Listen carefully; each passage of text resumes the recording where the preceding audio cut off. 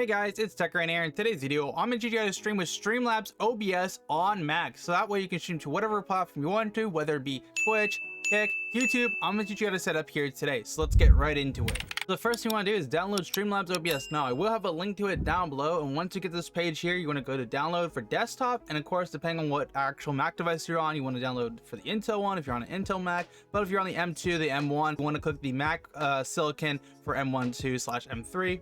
And then of course you're just gonna let that download. Might take a second, but once it's downloaded, all you have to do is go to your download folder, go under Streamlabs desktop for the actual ARM64, and we would just install this by clicking agree, and of course it's gonna verify the file. Once it's done that, you of course get a little pop-up. You want to just drag Streamlabs desktop into your application folder. Once you drag into your application folder, it's all good to go. You go to your launchpad on Mac and then scroll around for the Streamlabs OBS, and we can just open this up like so.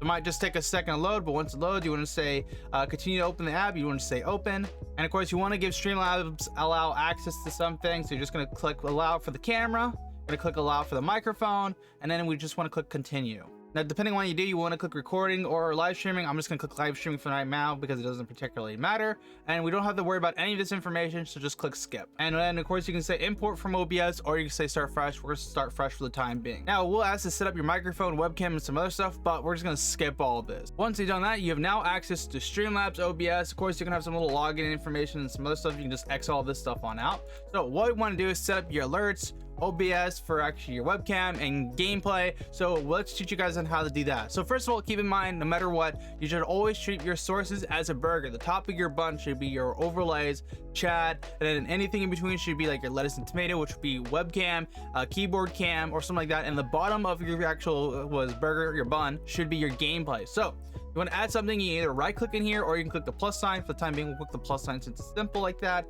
which is nice. And what we're going to do here is add display capture, which will capture the monitor that our Mac is connected to. So if you have multi-monitor setup, you might want to select which monitor is allowed. Of course, you will have to get access to this on your computer, so just click up in settings. You got to go in here into your actual settings icon and then just click open for desktop allow. You will need to sign into this, of course. Once you've done that, you will allow access to it. We'll just say quick and reopen so that we can modify it. But just to show you guys what I'm talking about, click the plus sign, go to desktop capture, and of course it'll capture your monitor for whatever you have. If you have multi-monitor, you might want to select which one you have. But you can see we have one monitor. We're going to add this like so, and bang, we have a monitor captured for our display capture, which is pretty nice.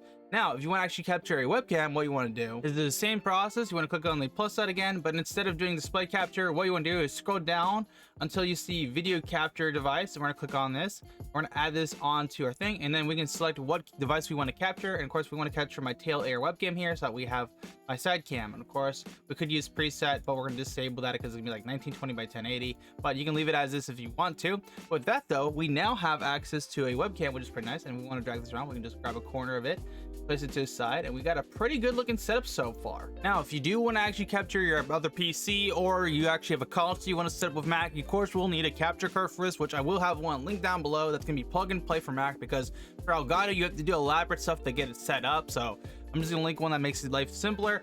And of course, once you get it, let's just say for example you have it's all set to go, what you want to do is click add in sources. It's the same process you do with the other one. Go to a video capture device, of course add it, and of course you select a device itself, but of course we're going to say add a new device this time around, and you will just find that capture card device. And of course I don't have one right now, for example here, but you get the general gist. Now, if you want to set up alerts and stuff, I will have a link down below to Botrix Live. And once you're on this page here, you just want to sign into your Twitch, whatever platform you're going to stream with. For me, I'm going to stream with Twitch. We're just going to sign in here. But once you sign in the Botrix Live, you'll see something like this. You're just going to close this on out for the time being. And if you want to set up alerts, all you have to do is go to the alert tab up top here. And then of course you can customize them however you want. Since mine are already set up though, we're just going to copy the URL here. Same process, you add something at a source, but this time around, you're going to add an actual browser source. So once you find browser source, you just click on it, click add source. And since it's the first one, we can just add it like so. And we just paste this on in here, our link. So get rid of that, slap that on in. And I would recommend making it 600 by 600. And I would enable control actual audio via Streamlabs desktop, so that way you can control the audio if you want to mess with it however you want. With that though, we now can actually test our sources to see if our widgets now work. So we click this, should just work perfectly fine. like so, and of course you can move this around however you want. Now the next thing to do is set up our microphone. So what we're gonna do is go into the little gear icon on the bottom left of Streamlabs, and we're gonna enter here and go into audio. Once in your audio, what you want to look for is mic and auxiliary device 1, and what you're gonna do is just select this to whoever you want. So for me, I'm gonna set it to tail air. I'm gonna enable that as my main microphone. You can actually see now it's officially popped up here. Now to make this sound better, I would recommend doing two things. First of all, click on the gear icon here, go under filters, and then said add filters. What you're gonna do is add two filters. The first filter you want to add is a noise gate.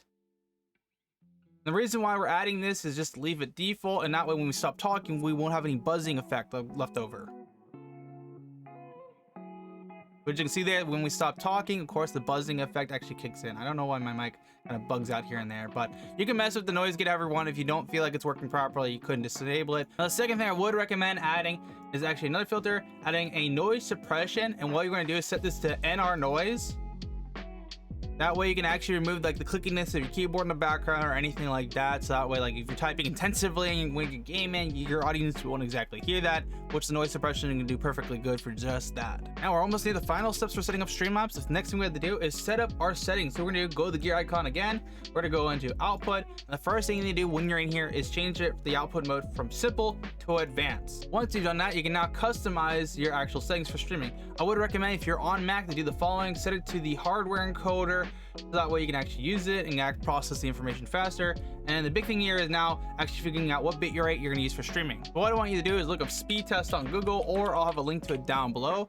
And what you want to do is run a speed test to test your internet speed. If you have greater than 6 megabits, that would recommend streaming 1080p. However, if you don't have greater than 6 megabits or lower than that, I would recommend streaming 720p. But now that we know that our internet speed and it's perfectly good, we can show you the best settings for streaming. Then I'll show you another settings for streaming just in case if you don't have the best streaming upload speed possible. So now that we know we have the best stream settings possible, we're going to set it, our bitrate to is actually 6,000 instead of 2,500. And the other thing we want to do besides setting our bitrate is actually change our profile to high. And then we want to make sure to disable the enforced streaming service encoding so it doesn't mess up our stream. With that, we're good in our normal output settings. Now we need to go into our video settings, and once we're in here, what we want to do is make our base canvas whatever our monitor is. So if you have a 4K monitor, you should make this 4K. If you have a 1080p monitor, 1080p for your base canvas. It should just be whatever your monitor is. So we can leave this as 1080p since I have a 1080p monitor. Now for the output scaling, what we want to do is make this actually 1080p, so when we stream to Twitch, it's 1080. And we can actually set our downscale filter to hide and bilinear because we have the max like upload speed possible. But if you don't, you can set this to bilinear if you're having problems. But we're gonna do 32 samples for the time being. Now the other thing we want to do is actually change our FPS value from 30 to actually 60. With that though, we have the best stream settings possible for streaming 1080p. Now if you do have lower than 6 megabits, what you want to do is actually change this. So first we're gonna do is go back into our output setting. Instead of streaming actually 6,000 bitrate, we're only gonna do 4,000, but if you can, I would recommend 4,500, and then we can leave everything else for the profile the same, but make sure to disable the enforced stream service encoder. That's disabled. Then go into our video settings and actually switch this for our output canvas to actually be what is it, 1920 by 1080? No, not 1920 by 1080, 720p, so 2080 by 720.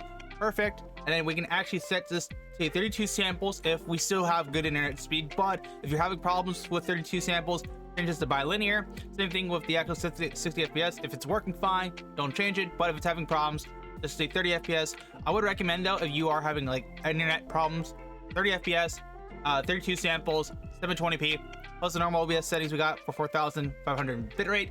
That'll be crisp. Well, let's get into the last setting now for actually streaming on Twitch, is actually setting up our stream key. So what we do is go to our stream, and of course we could leave this just on Twitch, but we're gonna change streaming service to actually custom servers. What we're gonna do now is go to Twitch. Once you're on Twitch, what you want to do is go to the top right icon, to your profile icon, click on that, and go to creator dashboard.